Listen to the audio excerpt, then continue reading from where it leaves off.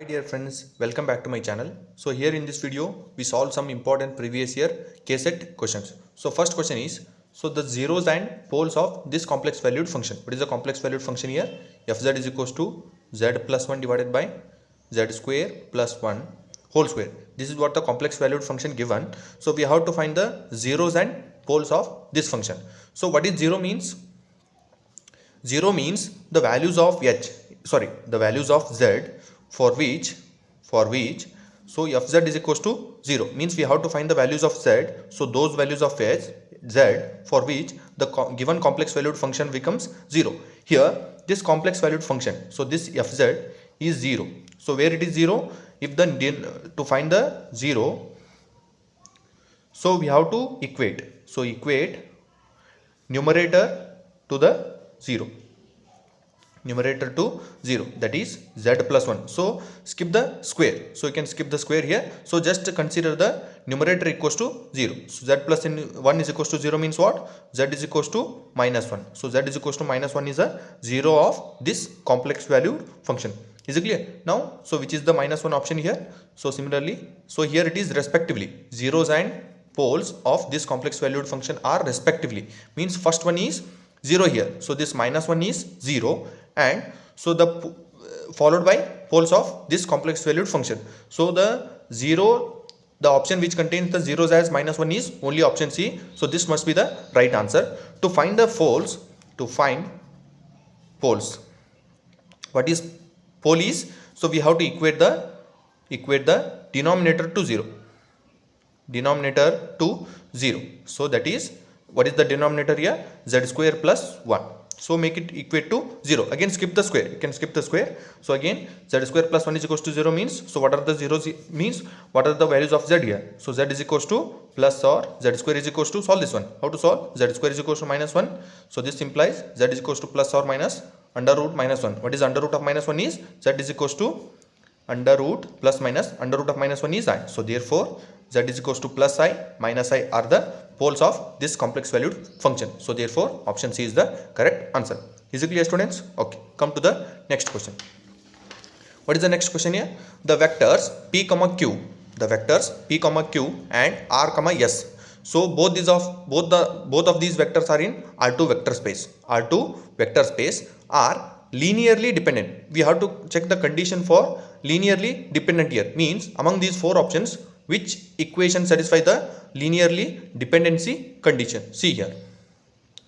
So what is linearly dependency means? So here we are given this vector and this vector. So these two vectors are in R2. So we have to check for linearly dependency. Is it clear? To check the linearly dependency here, so just consider the determinant of those vectors. So p comma q. So either you can consider p comma q here in the first column or in the first row. So then consider r comma s. Then find the determinant of this one equals to 0, because linearly dependent means the determinant of these vectors must be 0. If you place those vectors in a determinant form, then that if the vectors are linearly dependent, so then that determinant must be equal to 0. Now expand this determinant, so multiply here. So ps minus qr equal to 0. So what is the condition for? Take this minus qr to this side, so this becomes ps is equals to qr. So this is what the condition for linearly dependency. So which option is correct here? So option A is the correct one. Is it clear?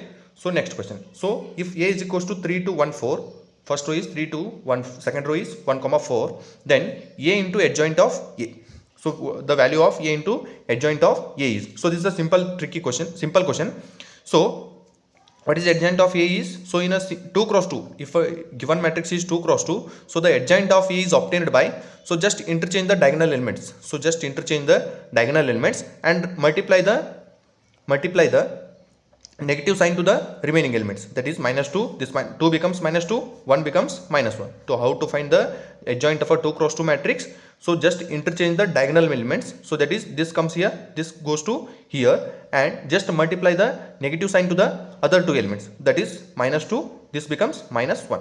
So this is what the adjoint of a now. So now multiply, what is the value of what value we have to find here? A into adjoint of a. So consider here a into adjoint of a. So this value, so what is a value? 3 2 1 4.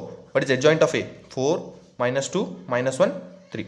So this equals to multiply these two matrices, row by column, first row, first column. So 3 4 12 minus 2. This is 10. So first entry must be 10. So we got first entry must be 10. So option, which option contains the first entry as 10? So option is the correct only. So it's not required to multiply the matrices completely. Is it clear? Otherwise you can multiply the matrices, you will get 10 0 0 10. Is it clear? Okay. Next question. Okay. See this question. This is a yes. Okay. This is a somewhat tricky question. So the set A is equals to this set is, means this set equals to which among these 4? We have to find it. See here. So we have given that mod of x plus 1 by x is strictly greater than 4. Is it clear? Now we have to solve this in equation, modulus in equation. We have to solve this one. So we know that, what we know? We know that if mod x is greater than k is any positive real number. If mod x is greater than k, so this implies, so either x is less than minus k or x is greater than plus k. We know this identity about the modulus. If mod x is strictly greater than k is a positive real number. This belongs to positive real number. If mod x is greater than k, so then this implies x is either less than minus k or x is either greater or x is greater than plus k. Is it clear? So similarly consider this one. So what we have here, x plus 1 by x, that is greater than 4. So this implies either x plus 1 by x is less than minus 4 or x plus 1 by x is greater than plus 4. Is it clear? So now we have two inequations. So we have to solve these two inequations. Is it clear? So how to see how to solve them? So we have x plus 1 divided by x, that is less than 4, or x plus 1 by x, that is greater than 4. Solve them separately. So take the LCM here. So take the LCM. Don't cross multiply here because we don't know the value of x here.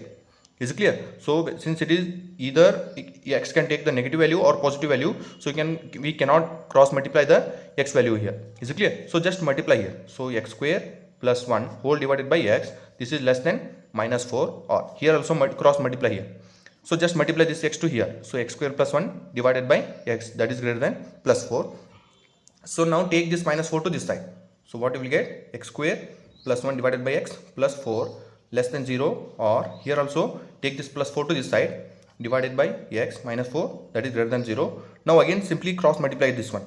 X square plus 1 plus 4x divided by x less than 0, or x square plus 1 minus 4x divided by x greater than 0. Here we cannot multiply this, we cannot take this x to RHS side because we don't know that whether it is a positive or negative value. Is it clear? So that is, since it is an inequation, we cannot take this x to this side. So keep it in LHS denominator only. Now we have to find the values of x from here and from this quadratic equation. So consider this one, x square plus 4x plus 1. So find the x value from here, make it equate to 0. So to find the factors, make it equate to 0, then find the values of x using Sridharan's formula. X is equals to minus 4 plus minus under root b square, that is 16. What is the value of? Yes, 16 minus 1. 16 minus 4, that is whole divided by 2. Or from here also solve this quadratic equation. So make it equate to 0. X square minus 4x plus 1, that is equals to 0. Solve this one. X is equals to 4 plus or minus b square. 16 minus 4, that is divided by 2. 2 into 1, that is x is equals to, what are the values of x here? Minus 4 plus minus 16 minus 4, that is root 12. Root 12 means 2 root 3, that is divided by 2, or x is equals to 4 plus or minus 2 root 3 divided by 2. So now solve this one. X is equals to, take 2 common. So if you take 2 common, what you are left with? 2 minus 2 plus or minus root 3, or x equals to 2 plus or minus root 3. So from here x is equals to minus 2 minus root 3 minus 2 plus root 3, or from here we have x is equals to 2 minus root 3, 2 plus root 3. Is it clear, dear friends, up to here? Okay. Now see, we have to take the intersection here. Means if x is less than minus k, if mod x is greater than k, so then we have x is less than minus k or x is greater than k. So or means what? We have to take the union here. Means we have to take the union of x value from here to here. Is it clear? See the number line here. So see the number line.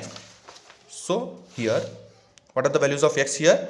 So x is equals to, again I will write those values of x, minus 2 minus root 3 minus 2 plus root 3. So or x is equals to 2 minus root 3 2 comma 2 plus root 3. So we have these four values of x.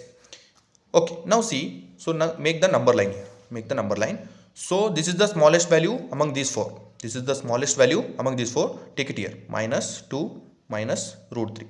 So then after this, so we have to check that whether this comes to next to this one or this comes next to this one. So here minus 2 plus root 3 means this is a negative quantity. So this is a positive quantity, means this comes here, minus 2 plus root 3. So this comes then 2 minus root 3. So then 2 plus root 3. So always in a number line, whenever you find the points in a number line, so always make like this. So this one, make it a wave like pattern, like this. Always move from, this is plus infinity, this is minus infinity. Always move from right to left. Always move from right to left. Make it plus. First consider the plus, next negative, plus negative, plus. Is it clear? So plus minus plus minus plus. So now see here, what is that equation is? What is the inequation is? See here, first inequation is less than 0. Less than 0 means, so we have to consider the negative part here. So first inequation is less than 0. From this inequation we got minus 2 minus root 3 minus 2 plus root 3. So from this inequation, first inequation, we got x is equals to minus 2 minus root 3 minus 2 plus root 3, means within this interval, since it is less than 0, this inequation is less than 0, this is less than 0. So we have to take the negative portion here. Since that equation contains inequality less than 0, so we have to consider the negative portion. What is the negative portion here? Minus 2 minus root 3 comma minus 2 plus root 3. So now next, so from the second inequation, so we have, from the second inequation we have x square minus 4x plus 1 is greater than 0. So since it is here greater than 0, so we have to consider the positive part here. So we have to consider the positive part. Which is the positive part here? So which is the positive part? So positive part here is minus 2 union minus, this is the positive part, minus 2 plus root 3 comma 2 minus root 3. This is what the positive part is. So next union. So again from the 2 plus root 3, again here also we have the greater than 0 in equation. So greater than 0 means again we have to consider the positive part, so that it is 2 plus root 3 comma infinity. So this is what the value is. So consider the options now. So what are the options here? This option. So this is also wrong option. This is wrong. So this one is wrong option. So here. So in the first, so infinity also included here. So infinity is also included here. Means that option is option number D. So option number D is the correct one. What is D option here? Option D is minus infinity minus 2 minus root 3 union minus 2 plus root 3. Sorry. This is option D is minus infinity comma minus 2 minus root 3 union minus 2 plus root 3 comma 2 minus root 3 union 2 plus root 3 comma infinity minus 0 here. See here, why it is 0? Why we have to exclude the 0 here? Because in both the inequations, so we have x in the denominator, means x should not take the value of x should not be 0 here. So that's why we have to exclude the 0 from our interval, so that this is the correct option. Which is the correct option here? Option D is the correct one. Is it clear, my dear friends? Okay. Now come to the next last question. So this question is related to linear algebra. So if V is an n-dimensional vector space and T is a linear transformation on V such that the rank of T and the nullity of T are identical, then so we have to figure out correct option from here. So V is an n-dimensional vector space, means dimension of V is equals to n here. Dimension of V should be n, and T is a linear transformation. T is a linear transformation. T is a linear transformation such that the rank of T and the nullity of T are identical. Identical means what? They are similar. They are same. So rank of T. What is rank of T? Is denoted by rho of T, and nullity of T is denoted by eta of T. Means these are identical. Means these two must be same. So then we have to figure out which option is correct here. So we know that what we know from rank nullity theorem. What is rank nullity theorem? Is rank of T plus nullity of T, that must be equals to dimension of vector space. That is, actually it is domain space, dimension of domain space. So here it is on V only. The linear transformation is defined on V means, so the dimension of, so we have to consider the dimension of V itself. So therefore here we have rank of T is equal to nullity of T. So consider rank of T plus what is nullity of T is equals to rank of T itself. That is, what is dimension of V is given here, means the V is an n dimensional vector space. So therefore dimension of V is equals to n. So rank of T plus rank of T. So this becomes 2 times rank of T is equals to n. So n is equals to, we have n is equals to 2 times or rank of 2 times rank of T means, so since rank is always a positive integer, so this must be a even number, positive even number. So therefore the possible option for possible value for n here is n is an even positive integer. So therefore n is even is the correct option. Is it clear, my dear friends? Okay, thank you so much.